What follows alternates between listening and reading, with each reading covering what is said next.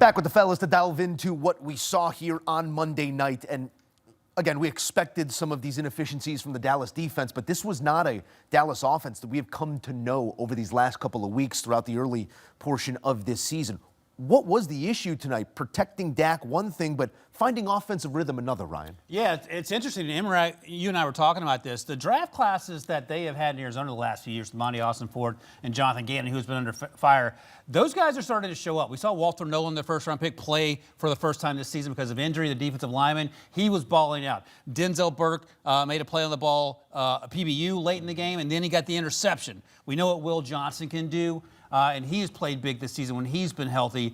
Cody Simon had a big play as well. So the list goes on, and not just first-round picks, guys that you get on day 2, and sometimes more importantly, guys you get on day 3 that can help you fill out a roster. And those guys showed up big in an incredibly big moment for this Cardinals team, where they've actually surprisingly done pretty well in the Jerry Dome. But the Cowboys do too, and they just were able to make it happen. Yeah, it was super frustrating to watch from a Dallas Cowboys perspective, where the one thing you thought they were going to be able to do was pass the football and run the ball. They ran the ball rather well tonight, but the passing game, surprisingly, couldn't hold up against this pass rush coming from the Arizona Cardinals. So they couldn't really protect Dak Prescott, and it wasn't necessarily one guy. We saw multiple guys up front had their issues with this pass rush from the Cardinals. So what usually was something we could count on, their offensive line failed them in this ball game, and we saw the Cardinals do a fantastic job at all 3 levels. To your point, all of those young guys that they drafted the last 2 drafts made plays consistently, and that right there is the mark of a team that drafts well, develops well, and get those guys out there to play. So Jonathan Gannon has done a fantastic job with coaching this football team. Made it hard on Dak in that offense tonight. 24 of 39 for 250, a touchdown and a late interception for Dak, but numbers are just numbers. At no point did it feel like this offense was in rhythm. Run game, pass game, numbers are what they are. Dak in this group is going to want this one back. When you're win-lossing it at the end of the season, trying to look at that in the hunt graphic, this is going to be one that the Dallas offense specifically rues. Let's talk Dallas defense here as well. This was what we have come to know about this group, Emory. When you look at them, they're stressed by injury just like anybody else. The 2 deeps are not what they need to be right now. How do you move forward with this group? Because it's unknown what the road ahead looks like for Dallas. We're going to see if there's any action come deadline time.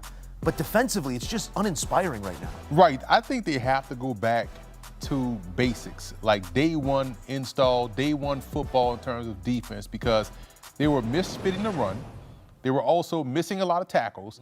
And up until midway to the 4th quarter is when they started to show some life in terms of getting after the quarterback. They turned it up in the midway part of the 4th quarter, getting after Jacoby Brissett, getting sacks, forcing him to get the ball out of his hands quickly where they were rallying up, making a tackle. But there was a lot of bust in the secondary as well. And so I think it all starts with them being a little bit more physical at the point of attack. But at this point of the season, that's not anything you can just turn on and say, hey, we're going to be physical versus the run. But we saw that creep up time and time again in this particular game, especially when the Cardinals decided to run the football to close out the ball game, to shrink some of this game and take some of the time off the clock. They really ran at will against this Cowboys front. So we said before the game that this Cowboys defense has been allowing 68% completion percentage and 8.1 yards per attempt. Check's notes here, 67% for Jacoby Brissett, 8.4 yards per attempt. Matthew Stafford is who they faced.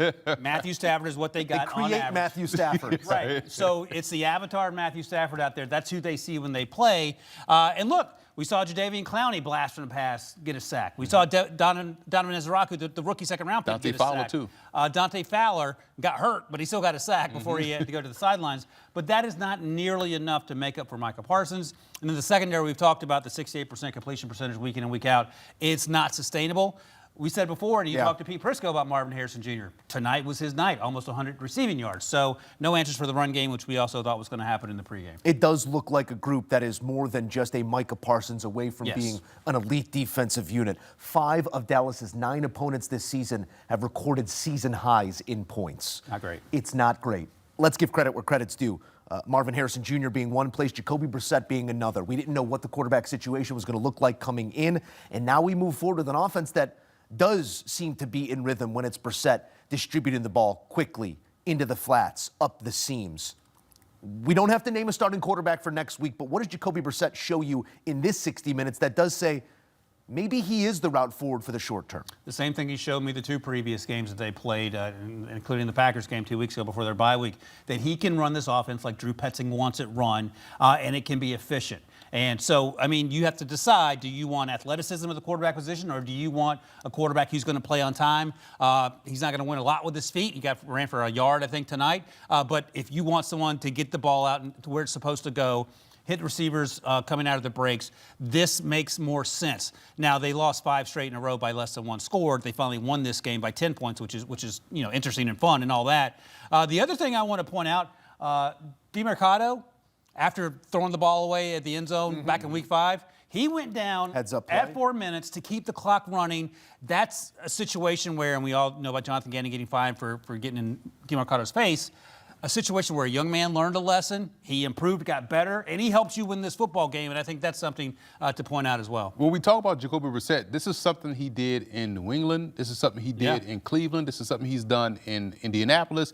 And now he's doing it right now with the Arizona Cardinals. And what's cool about it is the fact that he's at the age or at the part of his career where he's like, all right, I'm just going to go out there and play. Because at the end of the day, I can't worry about whether or not I'm going to be a starter or whether or not I'm going to be here long term. I just need to go worry about the here and now. And the reason why I thought they closed out this game differently than they did previous ones was they were able to run the football when they wanted to. And the game script dictated them running the football at this particular time. Hey, we're going to close out this ball game. DeMercado, you're going to be the guy. They ran the ball, granted it's the Cowboys defense, but you still ran the ball to close out the ball game, even though he took a couple of sacks late in the fourth quarter. It didn't, deter the team. They stayed the course. And that's the trade-off. Exactly. So you're going to give that up a little bit with Kyler Murray, but at least the ball came out on time in the passing game, found different targets, and that's something that it starts to highlight the talent that they have on this roster at the receiver position, at tight end, and now in the backfield. So if they can continue to do this, granted, it's going to change when they face teams that can stop the run. It's a lot better for this Cardinal team moving forward. Wins are hard to come by in the NFL. Road wins even harder to come by in the NFL as they go to Jerry's World and send a message to the Cowboys. A big win here for Arizona, who keeps some hope alive. And maybe it was just kicking the can down the road. If it's the last start of the season or the last start for now, Kyler's keys to the car, the contract certainly says so, but the production might say something else.